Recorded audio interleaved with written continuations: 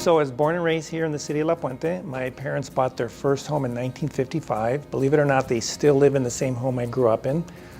La Puente is a working class, predominantly Latino community. First in my family to attend college, not only to attend, but to graduate from college. I went away to optometry school. It was a great experience, met my wife. But I think the most important thing for me about coming back to the San Gabriel Valley was opening up my practice and providing health care to those that are in greatest need here in my hometown in the city of La Puente. He's been a tireless advocate for expanding access to high quality health care, especially to low-income Californians, and has worked to create an equitable health system for all. A very authentic, honest, down-to-earth individual. Never in a million years thought I'd ever run for office.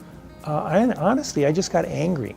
I got angry at our healthcare system that we have, that I wanted to make a difference. Understands healthcare issues intimately, and not merely as a politician who studied them, but as a clinician who's practiced them.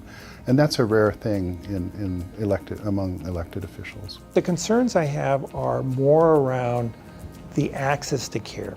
He's had the opportunity to hear the voices of our patients, our families, our leadership, and he's been able, through his leadership in the Senate Healthcare Committee, to ensure that these voices are recognized. Right when I became chair of the Health Committee, the Affordable Care Act was implemented.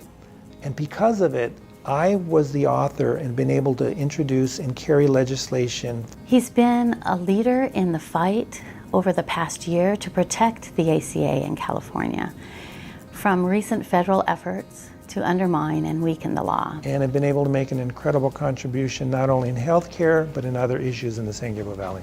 Senator Ed Hernandez has been a tremendous resource for us.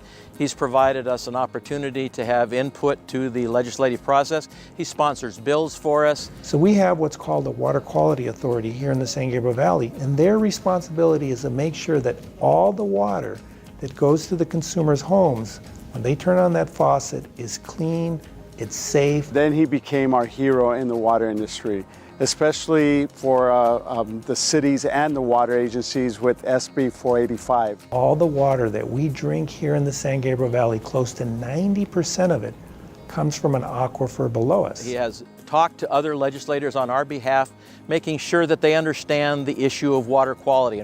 We have an aquifer that's contaminated. And he understands that water quality here in the San Gabriel Basin is absolutely critical for those who live here. I've been able to put into the water bond, the historic water bond that we have in the state of California, to get funding to be able to clean up that water. When I think of Senator Hernandez, I don't think of a man who comes into an office and just does a job.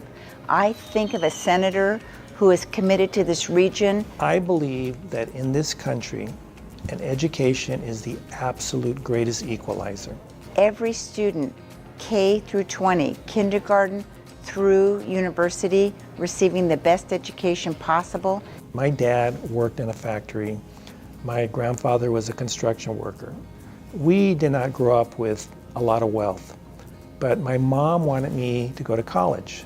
And he not only took the time to share his story with the kids, but also to remind them how important it was for him to come back to the community and serve the community. You know, I had to struggle. I did 3 years of community college because I was working, 3 years of Cal State Fullerton, and then of course got my scholarship to become an optometrist. And because he's so unbelievable, we invited him to be our commencement speaker 2 years ago in the spring.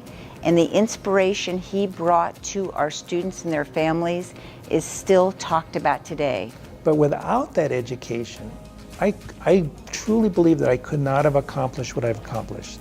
I would like to thank Senator Ed Hernandez for his immense contribution in seeking funding to the state legislature and funding the 605 flyover bridge connecting from the 605 south to the 10 east. Is that the San Gabriel Valley really seemed to have not much access to funds, whether it's federal money or state money for transportation projects. So I worked very heavily on issues like that. For example, I was able to secure $74 million for the 10605 interchange. Because of Senator Ed Hernandez, immense traffic has been alleviated from the 10 and the 605. So thank you, Senator. We really sincerely appreciate what you've done and how you have fought for us at the state level. A lot of kudos to the senator, and a lot of kudos for his work. And I just want to thank him for all that he's done for everybody in the water industry. It's been tremendous. Thank you for your public service, and thank you for being a wonderful colleague, and especially thank you for all of the outreach you've done with our students. So speaking on behalf of City of Hope, we are happy to see Dr. Senator Ed Hernandez recognized at this time. When I think of Senator Hernandez, I want to say hashtag community first. That is Senator Hernandez. You are most deserving of the Partnership's Distinguished Public Service Award. Congratulations.